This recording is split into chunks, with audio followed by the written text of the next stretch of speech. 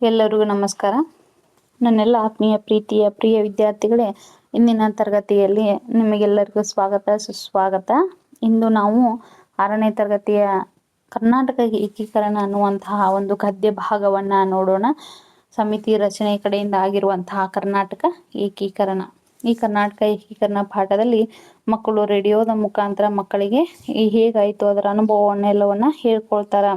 ಕರ್ನಾಟಕ ಏಕೀಕರಣ ಅಂದ್ರೆ ಏನು, ಅದರ ಯಾವ ಯಾವ ಪ್ರಾಂತ್ಯಗಳಲ್ಲಿ ಹಂಚಿ ಹೋಗಿತ್ತು ಎಂಬುದರ ಬಗ್ಗೆ, ಅದರ ಇತಿಹಾಸದ ಬಗ್ಗೆ ಮಕ್ಕಳಿಗೆ ಇಲ್ಲಿ ಒಂದು ಕನ್ನಡ ನಾಡಿನ ನುಡಿ ಬಗ್ಗೆ ಹೇಳುವಂತಹ ಒಂದು ಕಾರ್ಯವನ್ನ ಪ್ರವೃತ್ತಿಯನ್ನ ಇಲ್ಲಿ ಮಾಡಿದಾರ. ಈ ಪಾಠದ ನಾವು ಏನ್ ಮಾಡೋಣ, ಪದಗಳ ಅರ್ಥವನ್ನ ನೋಡಿಕೊಂಡು ಬರೋಣ ಬನ್ನಿ. ಕರ್ನಾಟಕ ಏಕೀಕರಣ ಯಾವಾಗಾಯ್ತು, ಹೇಗಾಯ್ತು, ಅದಕ್ಕೆ ಶ್ರಮಿಸಿದಂತಹ ಶ್ರಮಿಕರ ಬಗ್ಗೆ, ಪ್ರತಿಯೊಂದರ ಬಗ್ಗೆ ಈ ಪಾಠದಲ್ಲಿ ಸಂಕ್ಷಿಪ್ತವಾಗಿ ಕನ್ನಡ ನಾಡು ನುಡಿ ಬಗ್ಗೆ ಹೇಳಿದಾರ. ಅದರ ಬಗ್ಗೆ ನೋಡೋಣ. ಅದಕ್ಕಿಂತ ಮುಂಚೆ ಪದಗಳ ಅರ್ಥವನ್ನ ನೋಡೋಣ ಬನ್ನಿ. ಪದಗಳ ಅರ್ಥ ನೋಡಿ. ಪದಗಳ ಅರ್ಥವನ್ನ: ಉದಯ, ಹುಟ್ಟು. ಮೂಡು, ಉದಯ ಅಂದ್ರೇನು? ಹುಟ್ಟುವುದು ಅಥವಾ ಮೂಡುವುದು. ಆಕಾಶವಾಣಿ, ರೇಡಿಯೋ, ಬಾನುಲಿ. ಪ್ರಸ್ತುತಪಡಿಸು, ಪ್ರಕಟಿಸು, ಸಾದರ ಪಡಿಸು, ಆಲಿಸು, ಕೇಳು. ಹೊರತುಪಡಿಸಿ ಅಂದ್ರೆ ಬಿಡುದು, ಬಿಟ್ಟು ಬಿಡುದು. ಕುತೂಹಲ, ಅಚ್ಚರಿ, ವಿಸ್ಮಯ. ಸಂಸ್ಥಾನ, ರಾಜ್ಯ, ದೇಶದ ಒಂದು ಭಾಗ. ಪರಕೀಯ, ಬೇರೆಯ, ಹೊರಗಿನ, ಅನ್ಯ. ಅಸಹನೀಯ, ಸಹಿಸಲು ಸಾಧ್ಯವಿಲ್ಲದ, ತಡೆಯಲಾಗದ್ದು ಅಂತ ಅರ್ಥ. ಅಸ್ತಿತ್ವ ಅಂದ್ರೆ ಇರುವಿಕೆ. ಅಗ್ರಗಣ್ಯ, ಮೊಟ್ಟ ಮೊದಲಿನ, ಸರ್ವಶ್ರೇಷ್ಠ ಅಂದ್ರೆ ಮೊದಲನೆಯದ್ದು. ಪ್ರೇರಣೆ ಅಂದ್ರೆ ಪ್ರಚೋದನೆ, ಮುಂದಕ್ಕೆ ಹೋಗುವಂತೆ ಉತ್ತೇಜಿಸುವಿಕೆ. ವಿಭಜನೆ, ವಿಂಗಡಣೆ, ಬೇರ್ಪಡಿಸುವಿಕೆ. ಸಮಾನ ಮನಸ್ಕ, ಒಂದೇ ಬಗೆಯಲ್ಲಿ ಯೋಚನೆ ಮಾಡುವವನು, ತನ್ನಂತೆ ಅಭಿಪ್ರಾಯ ಉಳ್ಳವನು. ಕಾರ್ಯಪ್ರವೃತ್ತ, ಕೆಲಸ ಮಾಡಲು ಮೊದಲಾಗು. ಧ್ಯೇಯೋದ್ದೇಶ, ಗುರಿ. ನಿಘಂಟು, ಶಬ್ದಕೋಶ, ಶಬ್ದಾರ್ಥ ಸಂಗ್ರಹ. ನೆಲೆ ಕಲ್ಪಿಸು, ವೇದಿಕೆ ಒದಗಿಸು, ಅವಕಾಶ ಮಾಡಿಕೊಡು. ಆಯೋಜಿಸು, ಏರ್ಪಾಡು ಮಾಡು. ವ್ಯವಸ್ಥೆಗೊಳಿಸು, ಆಂದೋಲನ, ಚಳುವಳಿ, ಕ್ರಾಂತಿ. ವ್ಯಾಪ್ತಿ, ವಿಸ್ತಾರ. ಮಿತಿ, ಎಡವಟ್ಟು, ರೂಢಿಗೆ ವಿರೋಧವಾದದ್ದು, ಉಚಿತವಲ್ಲದ್ದು, ಕ್ರಮ ತಪ್ಪಿದ್ದು ಎಂದರ್ಥ. ಅಖಂಡ ಅಂದ್ರೆ ಅವಿಚ್ಛಿನ್ನ, ಪೂರ್ಣವಾದದ್ದು. ಕೆಲವೊಂದು ಪದಗಳನ್ನ ವಿವರವನ್ನು ಕೊಟ್ಟಾರ ನೋಡ್ರಿ. ಒಡೆದು ಆಳುವ ನೀತಿ, ಒಂದಾಗಿದ್ದ ರಾಜ್ಯವನ್ನು 2 ಭಾಗ ಮಾಡಿ ಆಳುವುದು, ವಿಭಜಿಸಿ ಆಳುವಂತಹ ಕ್ರಮ. ವಂಗಭಂಗ ಚಳುವಳಿ. ವಂಗ ಎಂದರೆ ಬಂಗಾಳ. ವಂಗಭಂಗ ಚಳುವಳಿ ಎಂದರೆ ಬಂಗಾಳದಲ್ಲಿ ಏಕತೆಗೆ ಭಂಗವಾದಾಗ ಮಾಡಿದ ಹೋರಾಟ. ಕದಂಬ ಬಾವು, ರಾಮಾಯಣದಲ್ಲಿ ಬರುವ ಒಬ್ಬ ಶಾಪಗ್ರಸ್ತ ಗಂಧರ್ವನ ತೋಳು. ನೀಳವಾದ ತೋಳುಗಳು, ಬಂಧಿಸುವ ಸಂಕೋಲೆ. ಒಡೆದು ಆಳುವ ನೀತಿ, ವಂಗಭಂಗ ಚಳವಳಿ, ಕದಂಬ ಬಾವು. ಅರ್ಥವನ್ನು ನೋಡಿದ್ವಿ, ಪದಗಳ ಅರ್ಥವನ್ನ ನೋಡಿದ್ವಿ. ಇನ್ನ ಪಾಠವನ್ನ ನೋಡೋಣ ಬನ್ನಿ. ಕರ್ನಾಟಕ ಏಕೀಕರಣ ಸಮಿತಿ ರಚನೆ. ಪ್ರವೇಶದಲ್ಲಿ ಏನ್ ಹೇಳ್ತಾರಪ್ಪ ಇಲ್ಲಿ ನೋಡೋಣ. ಕನ್ನಡ ನಾಡು ಕನ್ನಡಿಗರ ನಾಡು. ಅದು ಹರಿದು ಚಿಂದಿಯಾದ ಕಾಲ ಒಂದಿತ್ತು. ಕನ್ನಡಿಗರು ಚಳವಳಿಯ ಮೂಲಕ ನ್ಯಾಯ ಪಡೆಯಲು ಹೋರಾಟ ನಡೆಸಿದರು. ಅಂದಿನ ಏಕೀಕರಣ ಚಳವಳಿಯನ್ನು ಇಂದು ನಾವು ಸ್ಮರಿಸಿಕೊಳ್ಳಬೇಕು. ನೋಡಿ ಮಕ್ಕಳು, ಇಲ್ಲಿ ಏನ್ ಹೇಳ್ತಾರ? ಕನ್ನಡ ನಾಡು ಕನ್ನಡಿಗರ ನಾಡು. ಇದು ಕರ್ನಾಟಕ ಯಾರ ನಾಡು? ಕನ್ನಡಿಗರ ನಾಡು. ಒಂದ್ ಕಾಲಿತ್ತೆ ಹರಿದು ಚಿಂದಿಯಾಗಿ ಆಗಿರುವಂತಹ ಒಂದು ಕಾಲಿತ್ತು. ಅಂದ್ರೆ ಪ್ರಾಂತ್ಯಗಳು ಅಂದ್ರೆ ಅಲ್ಲಿ ಆ ಕಡೆ ಅರ್ಧ ಹಂಚೋದ್ವಿ, ಈ ಕಡೆ ಅರ್ಧ ಹಂಚೋಗಿರುವಂತಹ ಒಂದು ಕಾಲ ಇತ್ತು. ಆ ಎಲ್ಲ ಪ್ರಾಂತ್ಯಗಳನ್ನ ಒಗ್ಗೂಡಿಸಿ ಅಖಂಡ ಕರ್ನಾಟಕವನ್ನ ಮಾಡಿರುವಂತಹ ಹಲವಾರು ಜನರು ಏನ್ ಶ್ರಮ ಪಟ್ಟಾರಲ್ಲ, ಅವರು ಹೋರಾಟದ ಪ್ರತಿಫಲವಾಗಿ ನಾವಿಂದು ಕರ್ನಾಟಕ ಅಂತ ಕರಿತೀವಿ. ಕಪ್ಪು ಮಣ್ಣಿನ ನಾಡು, ಕನ್ನಡ ನಾಡು, ಕರ್ನಾಟ ಅಂತ ಏನ್ ಕರಿತೇವಲ್ಲ, ಇಂತಹ ನಾಡ, ಆ ನಾಡಿಗಾಗಿ ದುಡಿದಿರುವಂತಹ, ಹೋರಾಟ ಮಾಡಿರುವಂತಹ, ಏಕೀಕರಣ ಮಾಡಿರುವಂತಹ ಚಳವಳಿಯನ್ನ ನಾವಿಂದು ಈ ತರಗತಿಯಲ್ಲಿ ಸ್ಮರಿಸಿಕೊಳ್ಳೋಣ ಅಂತ ಹೇಳ್ತಾರ. ಪಾಠ ಪ್ರಾರಂಭ ಮಾಡೋದ್ವೇ? ಮಕ್ಕಳೆಲ್ಲ ತರಗತಿ ಕೋಣೆಯಲ್ಲಿ ಕುಳಿತಿದ್ದಾರೆ. ರೇಡಿಯೋ ಸಿದ್ಧವಾಗಿದೆ. ಶಿಕ್ಷಕರು: ಮಕ್ಕಳೇ, ಇದೀಗ ರೇಡಿಯೋದಲ್ಲಿ ನಮ್ಮ ಕನ್ನಡ ನಾಡು ಹೇಗೆ ಉದಯವಾಯಿತು ಎಂಬುದರ ಬಗ್ಗೆ ಹಿರಿಯರೊಬ್ಬರು ಮಾತನಾಡುತ್ತಾರೆ. ಯಾರು ಗಲಾಟೆ ಮಾಡಬಾರದು, ಸುಮ್ಮನಿದ್ದು ಆಲಿಸಿರಿ. ಬಳಿಕ ನಿಮ್ಮ ಅನಿಸಿಕೆಗಳನ್ನು ಹೇಳಬಹುದು ಎಂದು ರೇಡಿಯೋ ಕಿಲಿ ತಿರುಗಿಸಿದರು. ಸರಿಯಾದ ಸಮಯಕ್ಕೆ ರೇಡಿಯೋದಲ್ಲಿ ಆಕಾಶವಾಣಿ ಇದೀಗ ಮಕ್ಕಳ ಕಾರ್ಯಕ್ರಮ ಕರ್ನಾಟಕ ಏಕೀಕರಣದಲ್ಲಿ ಭಾಗವಹಿಸಿದ ಹಿರಿಯರೊಬ್ಬರು ತಮ್ಮ ಅನುಭವಗಳನ್ನು ನಿಮ್ಮ ಮುಂದೆ ಇದೀಗ ಪ್ರಸ್ತುತಪಡಿಸುತ್ತಾರೆ, ಆಲಿಸಿರಿ ಎಂಬ ನುಡಿ ಹರಿದು ಬಂತು.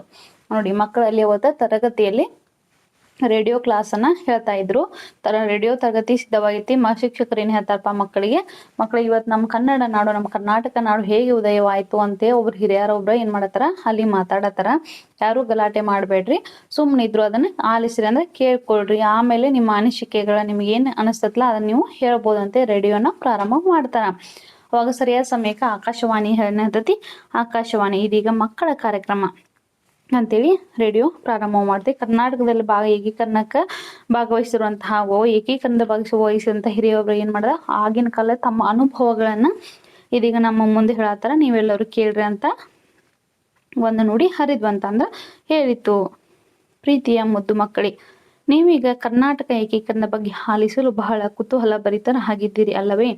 ನಮ್ಮ ಕರ್ನಾಟಕದ ಕನ್ನಡ ಮಾತನಾಡುವ ಜನರೆಲ್ಲ ಒಂದೇ ಪ್ರದೇಶಕ್ಕೆ ಸೇರಬೇಕೆಂಬ ಇಚ್ಛೆ ನಮ್ಮೆಲ್ಲರದಾಗಿತ್ತು. ಇದು ನಮ್ಮದೇ ನೆಲ ಎಂದು ಹೇಳಿಕೊಳ್ಳಲು ಎಲ್ಲ ಕನ್ನಡಿಗರಿಗೆ ಅವಕಾಶವಿರಲಿಲ್ಲ. ಕಾರಣವೇನೆಂದರೆ ಮೈಸೂರು ಸಂಸ್ಥಾನ ಹೊರತುಪಡಿಸಿ ಉಳಿದ ಕನ್ನಡದ ಪ್ರದೇಶಗಳೆಲ್ಲ ಮುಂಬೈ, ಮದ್ರಾಸ್, ಕೊಡಗು ಮತ್ತು ಇತರ ಸಂಸ್ಥಾನಗಳಲ್ಲಿ ಹಂಚಿ ಹೋಗಿತ್ತು. ಆಗ ಬ್ರಿಟಿಷರ ಆಡಳಿತವಿತ್ತು. ಅವರ ಆಡಳಿತದಲ್ಲಿ ನಮಗೆ ಒಟ್ಟಾಗಲು ಅವಕಾಶವೇ ಇರಲಿಲ್ಲ. ನಮ್ಮ ಕನ್ನಡಿಗರು ಪರಕೀಯರಂತೆ ಜೀವನ ನಡೆಸುವ ಅಸಹನೀಯ ಪರಿಸ್ಥಿತಿ ಎದುರಾಗಿತ್ತು. ನೋಡ್ರಿ, ಆ ಹಿರಿಯರು ಆಕಾಶವಾಣಿಯಲ್ಲಿ ಏನ್ ಹೇಳ್ತಾರಪ್ಪ, ನನ್ನೆಲ್ಲ ಪ್ರೀತಿಯ ಮುದ್ದು ಮಕ್ಕಳೇ, ನೀವಿಗೆ ಎಲ್ಲರೂ ಕರ್ನಾಟಕ ಏಕೀಕರಣ ಬಗ್ಗೆ ಕೇಳಾಕ ತುಂಬಾ ಆಸಕ್ತಿಯಿಂದ ತುಂಬಾ ಆಶ್ಚರ್ಯಚಕಿತರಾಗಿ ಕುಳಿತುಕೊಂಡೇರಿ. ನಮ್ಮ ಅಂತ ಹೇಳಿ ಪ್ರಾರಂಭವನ್ನು ಮಾಡ್ತಾರ. ನಮ್ಮ ಕರ್ನಾಟಕದ ಕನ್ನಡ ಮಾತನಾಡುವಂತಹ ಭಾಷೆ ಒಂದೇ ಭಾಷೆ ಬರ್ತಕ್ಕಂತಹ ಜನರೆಲ್ಲರೂ ಎಲ್ಲಿ ಸೇರ್ಬೇಕು, ಒಂದೇ ಪ್ರದೇಶಕ್ಕೆ ಸೇರ್ಬೇಕನ್ನುವಂತಹ ಒಂದು ಇಚ್ಛೆ ನಮ್ಮೆಲ್ಲರದು ಆಗಿತ್ತು. ನಮ್ದನ್ನೆಲ್ಲ ಇದು ಅಂತ ಹೇಳ್ಕೊಳ್ಳಾಕ ಕನ್ನಡಿಗರಿಗೆ ಪ್ರತ್ಯೇಕವಾಗಿರುವಂತಹ ಒಂದು ಸ್ಥಳ ಕೂಡ ಇರಲಿಲ್ಲ, ಅಂತ ಅವಕಾಶವೂ ಇರಲಿಲ್ಲ. ಯಾಕಂತಂದ್ರ ಮೈಸೂರು ಸಂಸ್ಥಾನವನ್ನು ಹೊರತುಪಡಿಸಿ ಉಳಿದಂತಹ ಸಂಸ್ಥಾನಗಳು ಅಲ್ಲಿ ಹಂಚಿ ಹೋಗಿದ್ವು. ಯಾವ್ಯಾವ ಹಂಚಿ ಹೋಗಿದ್ವು ಅಂದ್ರ ಮುಂಬೈಯ, ಮದ್ರಾಸ, ಕೊಡಗು ಇಂತಹ ಎಲ್ಲ ಪ್ರದೇಶಗಳು ಆ ಸಂಸ್ಥಾನಗಳಲ್ಲಿ ಹಂಚಿ ಹೋಗಿದ್ವು. ಆಗ ಯಾರ ಆಡಳಿತವಿತ್ತು? ಪರಕೀಯರ ಆಡಳಿತವಿತ್ತು, ಬ್ರಿಟಿಷರ ಆಡಳಿತವಿತ್ತು. ಅವರು ನಮಗೆ ಆಡಳಿತದಲ್ಲಿ ಭಾಗವಹಿಸಕ ಅವಕಾಶನ ಕೊಡ್ತಾ ಇರಲಿಲ್ಲ. ನಾವೆಲ್ಲರೂ ನಮ್ಮ ನಾಡಿನಲ್ಲಿ, ನಮ್ಮ ನೆಲದಲ್ಲಿ ನಾವೇನು ಪರಕೀಯರಂತೆ ವಾಸ ಮಾಡುವಂತಹ ಒಂದು ನಮ್ಮ ಪರಿಸ್ಥಿತಿ ಅವಾಗಿತ್ತು. ಅಂತಹ ಅಸಹನೀಯ ಸ್ಥಿತಿ ಇತ್ತು ಅಂತ ಹೇಳ್ತಾರ. ಮಕ್ಕಳೇ, ನಮ್ಮ ಕರ್ನಾಟಕ ಸುಮಾರು 2000 ವರ್ಷಗಳ ಇತಿಹಾಸ ಹೊಂದಿದೆ. ಹಲವು ಸಾಮ್ರಾಜ್ಯಗಳ ಆಳ್ವಿಕೆಯ ಅನಂತರದ ಕನ್ನಡದ ಅಸ್ತಿತ್ವ ಮೈಸೂರು ಸಂಸ್ಥಾನಕ್ಕೆ ಮಾತ್ರ ಸೀಮಿತವಾಗಿತ್ತು. ಆ ಸಂದರ್ಭದಲ್ಲಿ ಸಮಗ್ರ ಕನ್ನಡಕ್ಕಾಗಿ ಕೆಲವು ಮಹನೀಯರು ಹೋರಾಟ ನಡೆಸಿದರು. ಇಂಥವರಲ್ಲಿ ರಾಹ ದೇಶಪಾಂಡೆ, ರೊದ್ದ ಶ್ರೀನಿವಾಸರಾವ್, ಆಲೂರು ವೆಂಕಟರಾಯ, ಡೆಪ್ಯೂಟಿ ಚನ್ನಬಸಪ್ಪ ಮೊದಲಾದವರು ಅಗ್ರಗಣ್ಯರು. ಅಂದ್ರ ಮಕ್ಕಳಿಗೆ ಏನ್ ಹೇಳ್ತಾರಪ್ಪ, ನಮ್ಮ ಕನ್ನಡ ನಾಡು ಸುಮಾರು ಎಷ್ಟು 1000 ಇತಿಹಾಸಗಳನ್ನ ಹೊಂದೈತಿ? 2000 ಇತಿಹಾಸಗಳನ್ನ ಹೊಂದಿರುವಂತಹ ಒಂದು ನಾಡಾಗೈತಿ. ಹಲವು ಸಾಮ್ರಾಜ್ಯ ಆಳ್ವಿಕೆಯನ್ನ ಈಗ ಕದಂಬ, ತಲಕಾಡಿನ ಗಂಗರು, ಬಾದಾಮಿ ಚಾಲುಕ್ಯರು ಇವರೆಲ್ಲ ಆಳ್ವಿಕೆಯನ್ನ ಮಾಡಿದ ನಂತರ, ವಿಜಯನಗರ ಅರಸರು, ಆಮೇಲೆ ಮೈಸೂರಿನ ಒಡೆಯರು ಇವರೆಲ್ಲರೂ ಆಳ್ವಿಕೆಯನ್ನ ಮಾಡಿದ ನಂತರ ಮೈಸೂರು ಸಂಸ್ಥಾನ ಮಾತ್ರ ಏನಾಗಿತ್ತು, ನಮ್ಮ ಕನ್ನಡದಲ್ಲಿ ಅದು ಮಾತ್ರ ಸೀಮಿತವಾಗಿತ್ತು.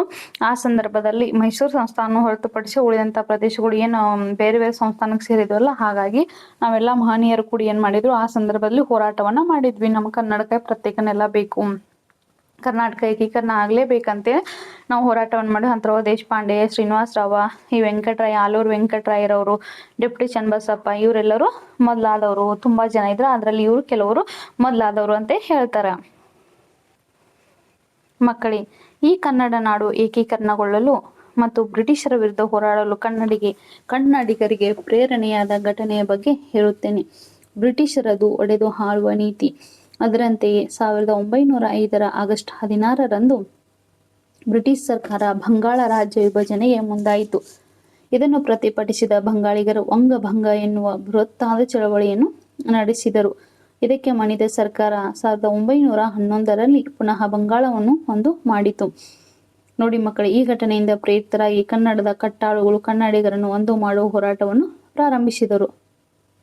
ಅವಾಗ ಏನು ಹೇಳ್ತಾರ, ಈ ಕರ್ನಾಟಕ ನಾಡು ಅಂದ್ರೆ ನಮ್ಮ ಕನ್ನಡ ನಾಡು ಏಕೀಕರಣಗೊಳ್ಳಲು ಬ್ರಿಟಿಷರ ವಿರುದ್ಧ ಹೋರಾಡಲು ಪ್ರೇರಣೆ ಆಗಿರುವಂತ ಒಂದು ಸಣ್ಣ ಘಟನೆ ಬಗ್ಗೆ ಹೇಳ್ತೇನೆ. ಬ್ರಿಟಿಷರ ಒಡೆದ ಆಳುವಂತಹ ನೀತಿ ಅಂತಂದ್ರೆ ಒಂದು ರಾಜ್ಯವನ್ನ ಎರಡು ಭಾಗವನ್ನ ಮಾಡಿ ಆಳುವಂತಹ ಒಂದು ನೀತಿಯಾಗಿತ್ತು. ಹೀಗಾಗಿ 1905 ಆಗಸ್ಟ್ 16 ಆಯ್ತು ಪಶ್ಚಿಮ ಬಂಗಾಳವನ್ನ, ಈ ಬಂಗಾಳ ರಾಜ್ಯವನ್ನ ಏನ್ ಮಾಡ್ತಾವ, ವಿಭಜನೆಯನ್ನ ಮಾಡ್ತತಿ. ಅವಾಗ ಅಲ್ಲಿ ಪ್ರತಿಭಟಿಸಿದಂತಹ ಬಂಗಾಳರು ಏನ್ ಮಾಡ್ತಾರ, ಬಂಗಾಳಿಗರ ಹೋರಾಟವನ್ನ ಮಾಡ್ತಾರ. ವಂಗ ಭಂಗ ಚಳವಳಿಯನ್ನ, ವಂಗ ಅಂದ್ರ ಬಂಗಾಳ ಅಂತ ಕರಿತೀವಿ. ಅಂದ್ರೆ ಈ ಬಂಗಾಳದ ಏಕತೆಗೆ ಧಕ್ಕೆ ಆಗಿರುವಂತಹ ಈ ಚಳವಳಿಯನ್ನ ವಂಗ ಭಂಗ ಚಳವಳಿ ಅಂತ ಕರಿತೀವಿ. ಈ ಚಳವಳಿಯನ್ನ ಅವರು ನಡೆಸ್ತಾರೆ. ಹಿಂಗಾಗಿ ಸರ್ಕಾರ ಏನ್ ಮಾಡ್ತೀವಿ, 1911 ಪುನಃ ಬಂಗಾಳನ ಮತ್ತೆ ಒಂದ್ ಮಾಡ್ತತಿ. ಈ ಘಟನೆಯಿಂದ ಪ್ರೇರಣೆಯಿಂದ ಪ್ರೇರಿತರಾಗಿರಂತಹ ನಾವೆಲ್ಲ ಕನ್ನಡಿಗರು ಏನ್ ಮಾಡಿದ್ವಿ, ಕನ್ನಡದ ಕಟ್ಟಾಳುಗಳು ಯಾರ್ಯಾರು ಇದ್ರ ಅವರೆಲ್ಲರೂ ಕೂಡಿ ನಾವು ಒಂದು ಹೋರಾಟವನ್ನ ಪ್ರಾರಂಭವನ್ನು ಮಾಡಿದ್ರು ಅಂತ ಹೇಳ್ತಾರ. ಇದಕ್ಕಾಗಿ ಕಾರ್ಯಪ್ರವೃತ್ತರಾದ ರಾ. ದೇಶಪಾಂಡೆ ಹಾಗೂ ಸಮಾನ ಮನಸ್ಕ ಕನ್ನಡಿಗರು ಧಾರವಾಡದಲ್ಲಿ 20/7/1890 ಕರ್ನಾಟಕ ವಿದ್ಯಾವರ್ಧಕ ಸಂಘವನ್ನು ಸ್ಥಾಪಿಸಿದರು. ಈ ಸಂಘವು ಕನ್ನಡದಲ್ಲಿ ಶಿಕ್ಷಣ, ಕನ್ನಡದಲ್ಲಿ ಸ್ವತಂತ್ರ ಕೃತಿಗಳ ರಚನೆ ಹಾಗೂ 1896 ವಾಗ್ಭೂಷಣ ಎಂಬ ಮಾಸಪತ್ರಿಕೆಯನ್ನು ಆರಂಭಿಸಿತು. ಇದು ಕನ್ನಡಿಗರೆಲ್ಲ ಒಂದಾಗಲು ಪ್ರೇರಣೆ ನೀಡಿತು. ಏನಾದ ವಂಗಭಂಗ ಚಳವಳಿ ಏನಿರುತ್ತಲ್ಲ, ಬಂಗಾಳ ವಿಭಜನೆ ಆದಾಗ ಮತ್ತು ಹೊಳ್ಳಿ ಬಂಗಾಳವನ್ನ ಸೇರಿಸ್ತಾರಲ್ಲ, ಹಾಗಾಗಿ ಇದರಿಂದ ಪ್ರೇರಣೆಗೊಂಡಂತಹ ನಾವು ಕನ್ನಡಿಗರೆಲ್ಲ ಏನ್ ಮಾಡ್ತಾರೋ ಕಾರ್ಯಪ್ರವೃತ್ತರಾಗಿ ಕೆಲಸ ಮಾಡಕ್ ಪ್ರಾರಂಭ ಮಾಡ್ತಾರ. ಅಂತರಲ್ಲಿ ದೇಶಪಾಂಡೆ ಅವರು ಮತ್ತು ಅವ್ರ ಜೊತೆ ಸಮಾನ ಮನಸ್ಕರು ಏನ್ ಮಾಡ್ತಾರ, ಕೂಡಿದಂತಹ ಕನ್ನಡಿಗರು ಧಾರವಾಡದಲ್ಲಿ 1890 ಒಂದು ಕರ್ನಾಟಕ ವಿದ್ಯಾವರ್ಧಕ ಅನ್ನುವಂತಹ ಒಂದು ಸಂಘವನ್ನ ಸ್ಥಾಪನೆಯನ್ನ ಮಾಡ್ತಾರ. ಆ ಸಂಘ ಕೆಲಸದ ಏನಪ್ಪಾ ಅಂತ, ಸಂಘದ ಕೆಲಸ ಏನ, ಕನ್ನಡದಲ್ಲಿ ಶಿಕ್ಷಣವನ್ನ ಕೊಡೋದು, ಸ್ವತಂತ್ರ ಕೃತಿಗಳನ್ನ ರಚನೆ ಮಾಡೋದು, ಕನ್ನಡದೊಳಗ ಮಾಡುದು ಅಂತ ಹೇಳ್ತತಿ. ಅಂತ ವಾಗ್ಭೂಷಣ ಅನ್ನುವಂತ ಒಂದು ಮಾಸ ಪತ್ರಿಕೆಯನ್ನ, ತಿಂಗಳ ಪತ್ರಿಕೆಯನ್ನ ಆರಂಭವನ್ನ ಮಾಡ್ತತಿ. ಅದು ಯಾವಾಗ ಅಂದ್ರೆ 1896 ಆ ಪತ್ರಿಕೆ ಹೊರಡಿಸ್ತಾರ. ಅದು ಕನ್ನಡಿಗರಿಗೆ ಸಾಕಷ್ಟು ಒಂದಾಗಲು ಪ್ರೇರಣೆಯನ್ನ ನೀಡ್ತತಿ. ಇದೇ ಸಮಯದಲ್ಲಿ ಆಲೂರು ವೆಂಕಟರಾಯರು, ಗದಿಗೆಯ ಹೊನ್ನಾಪುರ ಮಠ್, ಕಡಪ ರಾಘವೇಂದ್ರ ರಾಯ ಮುಂತಾದವರು ಸೇರಿಕೊಂಡು 1916 ಕರ್ನಾಟಕ ಸಭೆ ಎಂಬ ಸಂಸ್ಥೆಯನ್ನ ಕಟ್ಟಿದರು. ಇದಕ್ಕೆ ರಾಜಕೀಯ ಬೆಂಬಲವೂ ಇತ್ತು. ಆ ಕಾಲದಲ್ಲಿ ಸ್ವಾತಂತ್ರ್ಯಕ್ಕಾಗಿ ಬ್ರಿಟಿಷರ ವಿರುದ್ಧ ಬಿರುಸಿನ ಚಳವಳಿ ನಡೆಯುತ್ತಿತ್ತು. ಅದರ ನಡುವೆಯೂ ನಮ್ಮ ಕರ್ನಾಟಕ ಏಕೀಕರಣದ ಚಳವಳಿಯು ಕಾವು ಪಡೆಯುತ್ತಿತ್ತು. ಈ ಹೋರಾಟದಲ್ಲಿ ನಾನು ಕೂಡ ಪಾಲ್ಗೊಂಡಿದ್ದೆ. ನೋಡ್ರಿ, ಆ ಹಿರಿಯರು ಏನ್ ಹೇಳ್ತಾರಪ್ಪ ಅಂದ್ರ, ಹಿರಿಯರು ಏನ್ ಆಕಾಶವಾಣಿಯಲ್ಲಿ ಭಾಗವಹಿಸ್ಯಾರಲ್ಲ, ಅವ್ರು ಏನ್ ಹೇಳ್ತಾರ ಅಂದ್ರ, ಇಂಥ ಸಮಯದಲ್ಲಿ 1896 ವಾಗ್ಭೂಷಣ ಪತ್ರಿಕೆ ಬಂದ ಮೇಲೆ ಕನ್ನಡಿಗರ ಒಂದಾಗಲು ಅವ್ರು ಏನ್ ಮಾಡಿದ್ರು, ಪ್ರೇರಣೆ ಏನ್ ನೀಡ್ತೈತಲ್ಲ, ಅಂತ ಸಮಯದಲ್ಲಿ ಏನಾಯ್ತು, ಮುಂದೆ ಆಲು ವೆಂಕಟರಾಯ, ಗದಗಯ್ಯ ಹೊನ್ನಾಪುರ ಮಠ ಮತ್ತು ಕಡಪ ರಾಘವೇಂದ್ರ ಹೀಗೆ ಮುಂತಾದವರು ಕೂಡ ಏನ್ ಮಾಡ್ತಾರ, ಒಂದು ಕರ್ನಾಟಕ ಸಭೆ ಅನ್ನುವಂತ ಒಂದು ಸಂಸ್ಥೆಯನ್ನ ಕಟ್ತಾರ. ಯಾವಾಗ ಅಂದ್ರೆ 1916 ಆ ಸಂಸ್ಥೆಯನ್ನ ಕಟ್ತಾರ. ಅದಕ್ಕೆ ಯಾರ ಬೆಂಬಲ ಇತ್ತು, ರಾಜಕೀಯ ಬೆಂಬಲ ಕೂಡ ಇತ್ತು. ಆ ಕಾಲದಲ್ಲಿ ಸ್ವಾತಂತ್ರ್ಯಕ್ಕಾಗಿ ಬ್ರಿಟಿಷರ ವಿರುದ್ಧ ಏನಾಯ್ತು, ಸಿಕ್ಕಾಪಟ್ಟೆ ಬೆರಸಿನ ಚಳವಳಿ ನಡೆದಿತ್ತು.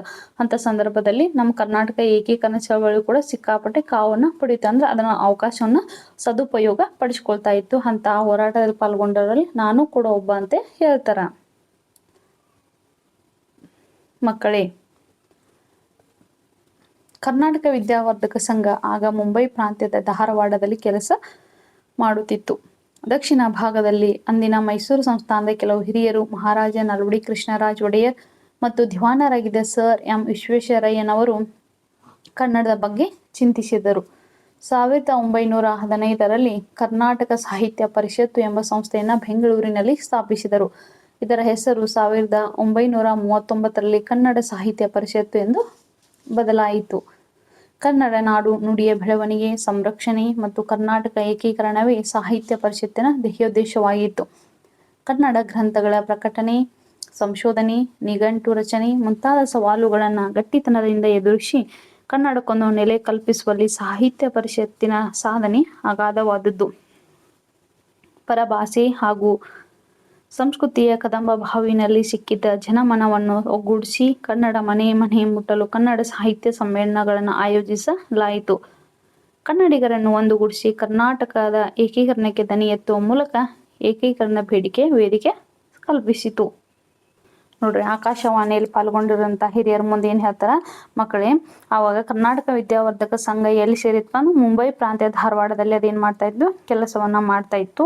ಅವಾಗ ಆ ದಕ್ಷಿಣ ಭಾಗದಲ್ಲಿ ಅಂದಿನ ಮೈಸೂರು ಸಂಸ್ಥಾನ ಕೆಲವರು ಹಿರಿಯರಾಗಿರುವಂತಹ ಯಾರಿದ್ರು ರಾಜರು ಮಹಾರಾಜರಲ್ಲಿ ನಾಲ್ವಡಿ ಕೃಷ್ಣರಾಜ ಒಡೆಯರಾಗಿದ್ರು. ಅವ್ರ ಜೊತೆ ದಿವಾನರು ಯಾರು ಇದ್ರಪ್ಪ, ಸರ್ ಎಂ ವಿಶ್ವೇಶ್ವರಯ್ಯನವ್ರು ಏನಾಗಿದ್ರು, ಇವರು ಕನ್ನಡದ ಬಗ್ಗೆ ಚಿಂತನೆಯನ್ನ ನಡೆಸ್ತಾರ. ಅವಾಗ ಇವ್ರು ಏನ್ ಮಾಡ 1915ರಲ್ಲಿ ನಮ್ಮ ಬೆಂಗಳೂರು ಕನ್ನಡ ಸಾಹಿತ್ಯ ಪರಿಷತ್ ಅನ್ನುವಂಥ ಒಂದು ಸಂಸ್ಥೆಯನ್ನ ಸ್ಥಾಪನೆಯನ್ನ ಮಾಡ್ತಾರ. ಅದು 1939ರಲ್ಲಿ ಕನ್ನಡ ಸಾಹಿತ್ಯ ಪರಿಷತ್ತು ಅನ್ನುವಂತಹ ಮೊದಲ ಕರ್ನಾಟಕ ಸಾಹಿತ್ಯ ಪರಿಷತ್ ಇತ್ತು, ಆಮೇಲೆ ಕನ್ನಡ ಸಾಹಿತ್ಯ ಪರಿಷತ್ ಅಂತ ಅದನ್ನ ಬದಲಾವಣೆಯನ್ನು ಮಾಡ್ತಾರ. ಅದರ ಪ್ರಮುಖ ಧ್ಯೇಯೋದ್ದೇಶ ಏನಂತಂದ್ರ ಕನ್ನಡ ನಾಡು ನುಡಿ ಬಗ್ಗೆ ಬೆಳವಣಿಗೆಯನ್ನ ಹೇಳುವುದು, ಆಮೇಲೆ ಸಂರಕ್ಷಣೆಯನ್ನ ಮಾಡುವುದು, ಕರ್ನಾಟಕ ಏಕೀಕರಣ ಅದರ ಸಾಹಿತ್ಯ ಪರಿಷತ್ನ ಪ್ರಮುಖ ಧ್ಯೇಯೋದ್ದೇಶವಾಗಿತ್ತು.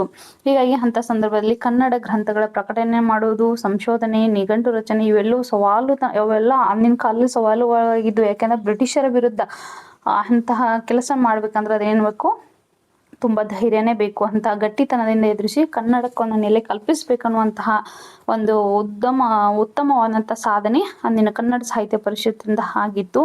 ಹೀಗಾಗಿ ಅವಾಗ ಸಿಕ್ಕಂತಹ ಸಂಸ್ಕೃತಿ ಮತ್ತು ಪರಭಾಷೆ ಏನಿತ್ತು, ಜನಮಾನವನ್ನು ಅಲ್ಲಿರುವಂತಹ ಜನಮನವನ್ನು ಒಲಿಸಿ ಅವರ ಪ್ರತಿಯೊಂದು ಕನ್ನಡ ಸಾಹಿತ್ಯ ಸಮ್ಮೇಳನಗಳನ್ನ ಮಾಡುವುದರ ಮುಖಾಂತರ ಕನ್ನಡದ ಬಗ್ಗೆ ಹೆಚ್ಚು ಅಭಿಮಾನ ಬೆಳೆಯಬೇಕನ್ನುವಂತ ಉದ್ದೇಶದಿಂದ ಕನ್ನಡ ಸಾಹಿತ್ಯ ಸಮ್ಮೇಳನಗಳನ್ನ ಆಯೋಜನೆಯನ್ನ ಮಾಡ್ತಾ ಇದ್ರು. ಕನ್ನಡಿಗರನ್ನ ಒಂದುಗೂಡಿಸಿ ಕರ್ನಾಟಕ ಏಕೀಕರಣ ಧ್ವನಿ ಎತ್ತುವ ಮೂಲಕ ಏಕೀಕರಣ ಬೇಡಿಕೆಗೆ ಅದೊಂದು ವೇದಿಕೆ ಕಲ್ಪಿಸಿದಂತಾಯ್ತು ಅಂತ ಹೇಳ್ತಾರ. ಮುಂದೆ ನೋಡಿ ಮಕ್ಕಳೇ, 1924ರಲ್ಲಿ ಬೆಳಗಾವಿಗೆ ಮಹಾತ್ಮ ಗಾಂಧೀಜಿಯವರು ಆಗಮಿಸಿದರು. ಅವರ ಅಧ್ಯಕ್ಷತೆಯಲ್ಲಿ ರಾಷ್ಟ್ರೀಯ ಕಾಂಗ್ರೆಸ್ನ ಮಹಾ ಅಧಿವೇಶನ ನಡೆಯಿತು. ದೇಶೀಯ ಭಾಷೆಗಳನ್ನು ಆಧರಿಸಿ ಪ್ರಾಂತ್ಯಗಳ ವಿಂಗಡಣೆ ಆಗಬೇಕು ಎಂಬ ಅಭಿಪ್ರಾಯ ಜನಸಾಮಾನ್ಯರಲ್ಲಿತ್ತು. ಆಗ ಸ್ವಾತಂತ್ರ್ಯಕ್ಕಾಗಿ ರಾಷ್ಟ್ರವ್ಯಾಪಿ ಆಂದೋಲನ ರೂಪಿಸುತ್ತಿದ್ದ ಕಾಂಗ್ರೆಸ್ ನಾಯಕರಲ್ಲಿಯೂ ಇದರ ಬಗ್ಗೆ ಒಮ್ಮತ ಮೂಡಿತ್ತು. ಆ ಸಂದರ್ಭದಲ್ಲಿ ಕರ್ನಾಟಕ ಏಕೀಕರಣಕ್ಕೂ ವಿಶೇಷ ಚಾಲನೆ ದೊರೆಯಿತು. 25/12/1924ರಂದು ಸರ್ ಸಿದ್ದಪ್ಪ ಕಂಬಳಿ ಅವರ ಅಧ್ಯಕ್ಷತೆಯಲ್ಲಿ ಕರ್ನಾಟಕ ಸಭೆಯ ಮೊದಲ ಕಾರ್ಯಕ್ರಮ ನಡೆಯಿತು. ಅವತ್ತು ಅಲ್ಲಿ ಹುಯಿಲಗೋಳ ನಾರಾಯಣರಾವ್ ಅವರು ರಚಿಸಿದ ಉದಯವಾಗಲಿ ನಮ್ಮ ಚೆಲುವ ಕನ್ನಡ ನಾಡು ಎಂಬ ಗೀತೆಯನ್ನು ಮೊದಲ ಬಾರಿಗೆ ಹಾಡಲಾಯಿತು. ಈ ಸಭೆಯ ಪರಿಣಾಮವಾಗಿ ಮದ್ರಾಸ್ ಮತ್ತು ಮುಂಬೈ ವಿಧಾನಸಭೆಗಳು ಕರ್ನಾಟಕ ಏಕೀಕರಣದ ವಿಷಯ ಪ್ರಸ್ತಾಪಗೊಂಡಿತು. ನೋಡ್ರಿ, ಕರ್ನಾಟಕ ಏಕೀಕರಣ ಮಾಡೋಕ್ಕಾಗಿ ಏನು ಸಾಹಿತ್ಯ ಸಮ್ಮೇಳನಗಳು ಏನು ನಡ್ತಾ ಇದ್ವು ಅಲ್ಲ, ಅಂತಹ ಸಮ್ಮೇಳನದಲ್ಲಿ 1924ರಲ್ಲಿ 1924ರಲ್ಲಿ ನಮ್ಮ ಬೆಳಗಾವಿಯಲ್ಲಿ ನಡೆದಿರುವಂತಹ ಒಂದು ಸಮ್ಮೇಳನ ಯಾವುದು, ಆ ಸಮ್ಮೇಳನದಲ್ಲಿ ಮಹಾತ್ಮ ಗಾಂಧೀಜಿ ಅವರು ಏನ್ ಮಾಡಿದ್ರು, ಆಗಮಿಸಿದರು. ಅದರ ಅಧ್ಯಕ್ಷತೆಯನ್ನು ಅವರು ವಹಿಸಿದ್ರು. ಅವಾಗ ಅವರ ಅಧ್ಯಕ್ಷತೆಯಲ್ಲಿ ಏನಿತ್ತು, ರಾಷ್ಟ್ರೀಯ ಕಾಂಗ್ರೆಸ್ನ ಮಹಾ ಅಧಿವೇಶನ ನಡೀತಾ. ಅಂತ ಸಂದರ್ಭದಲ್ಲಿ ಅಲ್ಲಿ ಏನ್ ಮಾಡಿದ್ರಪ್ಪ ಅಂತಂದ್ರೆ, ದೇಶೀಯ ಭಾಷೆಗಳನ್ನ ಆಧರಿಸಿ ಪ್ರಾಂತ್ಯಗಳನ್ನ ವಿಂಗಡಣೆ ಆಗ್ಬೇಕು, ಪ್ರಾಂತ್ಯಗಳ ವಿಂಗಡಣೆ ಮಾಡ್ಬೇಕು ಅನ್ನುವಂತಹ ಒಂದು ಜನಸಾಮಾನ್ಯರಲ್ಲಿ ಅವತ್ತಿನ ಅಭಿಪ್ರಾಯ ಇತ್ತು. ಅದಕ್ಕಾಗಿ ರಾಷ್ಟ್ರವ್ಯಾಪಿ ಆಂದೋಲನವನ್ನ ರೂಪಿಸುವಂತಹ ಕಾಂಗ್ರೆಸ್ ನಾಯಕರಲ್ಲೂ ಕೂಡ ಏನಾಗಿತ್ತು, ಅದರ ಬಗ್ಗೆ ಅವರು ಕೂಡ ಒಮ್ಮತವನ್ನ ಅಂದ್ರೆ ಅಭಿಪ್ರಾಯವನ್ನ ವ್ಯಕ್ತಪಡಿಸಿದ್ರು. ಅವರು ಕೂಡ ಸಹಕಾರವನ್ನ ನೀಡಿದ್ರು, ಹಂಗ ಆಗ್ಬೇಕಂತ ಹೇಳಿ. ಅಂತ ಸಂದರ್ಭದಲ್ಲಿ ಕರ್ನಾಟಕ ಏಕೀಕರಣಕ್ಕೆ ವಿಶೇಷ ಚಾಲನೆ ಯಾವಾಗ ಏನಾಯ್ತು ದೊರೆಯಿತು. 1924ರಂದು ಸರ್ ಸಿದ್ದಪ್ಪ ಕಂಬಳಿ ಅವರ ಅಧ್ಯಕ್ಷತೆಯಲ್ಲಿ ನಡೆದಿರುವಂತಹ ಕರ್ನಾಟಕ ಸಭೆಯ ಮೊದಲ ಕಾರ್ಯಕ್ರಮ ಏನಾಯ್ತು, ಅದು ಕಾರ್ಯಕ್ರಮ ನಡೀತು. ಆ ಸಭೆಯ ಮೊದಲ ಕಾರ್ಯಕ್ರಮ ಅಲ್ಲಿ ಹುಯಿಲಗೋಳ ನಾರಾಯಣರವರು ಉದಯವಾಗಲಿ ನಮ್ಮ ಚೆಲುವ ಕನ್ನಡ ನಾಡು ಅನ್ನುವಂತಹ ಒಂದು ಗೀತೆಯನ್ನ ಮೊದಲ ಬಾರಿಗೆ ಹಾಡಲಾಯಿತು. ಇದರ ಪರಿಣಾಮವಾಗಿ ಮದ್ರಾಸ್ ಮತ್ತು ಮುಂಬೈ ವಿಧಾನಸಭೆಗಳಲ್ಲೂ ಕರ್ನಾಟಕದ ಏಕೀಕರಣ ವಿಷಯ ಏನಾಯಿತು ಪ್ರಸ್ತಾಪಗೊಳ್ತು ಅಂತ ಹೇಳ್ತಾರ. ನೋಡ್ರಿ, ಮಹಾತ್ಮ ಗಾಂಧೀಜಿ ಅವರು ಅಧಿವೇಶನ ವಹಿಸಿದ್ದು ಎಲ್ಲಿ, ಬೆಳಗಾವಿ ಒಳಗೆ. ಯಾವಾಗಂದ್ರ 1924ರೊಳಗ. ಅವಾಗ ಅಲ್ಲಿ ಏನು ದೇಶೀಯ ಭಾಷೆಗಳನ್ನ ಆಧರಿಸಿ ಪ್ರಾಂತ್ಯಗಳನ್ನ ವಿಂಗಡಣೆ ಮಾಡ್ಬೇಕನ್ನುವಂತಹ ಒಂದು ಅಭಿಪ್ರಾಯ ವ್ಯಕ್ತಪಡಿಸಲಾಗಿತ್ತು. ಅದಕ್ಕೆ ಕಾಂಗ್ರೆಸ್ ನಾಯಕರು ಕೂಡ ಒಪ್ಪಿಗೆಯನ್ನು ಕೊಟ್ಟರು. ಅದರ ವಿಶೇಷ ಏಕೀಕರಣಕ್ಕೆ ವಿಶೇಷವಾದಂತ ಒಂದು ಚಾಲನೆ ಕೂಡ ನೀಡಿತು. ಮತ್ತು 1924ರಂದು ಸರ್ ಸಿದ್ದಪ್ಪ ಕಂಬಳಿ ಅವರ ಅಧ್ಯಕ್ಷತೆಯಲ್ಲಿ ಕರ್ನಾಟಕದ ಸಭೆಯ ಮೊದಲ ಕಾರ್ಯಕ್ರಮ ನಡೆಯಿತು. ಅಲ್ಲಿ ಹುಯಿಲಗೋಳ ನಾರಾಯಣರವರು ಬರೆದಿರುವಂತಹ ಉದಯವಾಗಲಿ ನಮ್ಮ ಚೆಲುವ ಕನ್ನಡ ನಾಡು ಅಂತ ಗೀತೆಯನ್ನ ಮೊದಲ ಬಾರಿ ಹಾಡುವುದರ ಮುಖಾಂತರ ಮದ್ರಾಸ್ ಮತ್ತು ಮುಂಬೈ ಪ್ರಾಂತ್ಯಗಳಲ್ಲಿ ಏನಾಯ್ತು, ಕರ್ನಾಟಕ ಏಕೀಕರಣದ ವಿಷಯ ಪ್ರಸ್ತಾಪನೆಗೊಂಡಿತು. ಮುಂದೆ ನೋಡಿ ಮಕ್ಕಳೇ, ಕರ್ನಾಟಕ ಏಕೀಕರಣಕ್ಕೆ ಉತ್ತರ ಕರ್ನಾಟಕ, ಹೈದರಾಬಾದ್ ಕರ್ನಾಟಕ ಮತ್ತು ಕರಾವಳಿ ಕರ್ನಾಟಕದಿಂದಲೂ ಬೆಂಬಲ ವ್ಯಕ್ತವಾಯಿತು. ಸಮಗ್ರ ಕರ್ನಾಟಕದ ಕನಸು ಹೊತ್ತ ಏಕೀಕರಣ ಚಳವಳಿ ಕೆಲವು ವರ್ಷಗಳಲ್ಲಿ ಹೊಸ ರೂಪ ಪಡೆದುಕೊಂಡಿತು. ಹೋರಾಟಗಾರರ ಸಂಖ್ಯೆಯನ್ನು ಹೆಚ್ಚಿಸಿಕೊಂಡಿತು. ನಾಯಕರ ಸಂಖ್ಯೆ 100ಕ್ಕೂ ಮಿಕ್ಕಿತ್ತು. ಇದರ ಫಲವಾಗಿ ಮದ್ರಾಸ್ ಮತ್ತು ಮುಂಬೈ ಪ್ರಾಂತ್ಯಗಳಲ್ಲಿ ಚಳವಳಿ ಬಿರುಸುಗೊಂಡಿತು. ನೋಡಿ ಇಲ್ಲೇನು ಹೇಳ್ತಾರ, ಮಕ್ಕಳಿಗೆ ಹಿರಿಯರು ಅವಾಗ ಈ ಕರ್ನಾಟಕ ಏಕೀಕರಣ ಆಗ್ಬೇಕಂದ್ರೆ ಎಲ್ಲಿ ಯಾವ ಯಾವ ಭಾಗಗಳಿಂದ ನಮ್ಮ ಬೆಂಬಲ ವ್ಯಕ್ತವಾಯಿತು ಅಂದ್ರೆ ಉತ್ತರ ಕರ್ನಾಟಕ, ಹೈದರಾಬಾದ್ ಕರ್ನಾಟಕ, ಕರಾವಳಿ ಕರ್ನಾಟಕದಿಂದಲೂ ಕೂಡ ನಮ್ಮೆಲ್ಲರಿಗೂ ಬೆಂಬಲ ಸಿಕ್ತು. ಅವಾಗ ನಾವು ಸಮಗ್ರ ಅಖಂಡ ಕರ್ನಾಟಕವನ್ನ ಮಾಡ್ಬೇಕನ್ನುವಂಥ ಕನಸನ್ನು ಏನು ಹೊತ್ತಿದ್ವಲ್ಲ, ನಾವು ಏಕೀಕರಣ ಮಾಡ್ಲೇಬೇಕನ್ನುವಂತ ಏನು ಕನಸು ಕಾಣತಿದ್ವಲ್ಲ, ಅದೆಲ್ಲ ನಮ್ಮ ನಾಯಕರಿಗೆ ಏನಾಯ್ತು, ಒಂದು ಹೊಸ ರೂಪವನ್ನು ಪಡೆದುಕೊಂತು. ಅದರ ಹೋರಾಟದ ಫಲದಿಂದಾಗಿ ಏನಾಯ್ತು, ಕರ್ನಾಟಕ ಏಕೀಕರಣಕ್ಕೆ ಹೋರಾಡುವವರ ಸಂಖ್ಯೆ ಹೆಚ್ಚಾಯಿತು.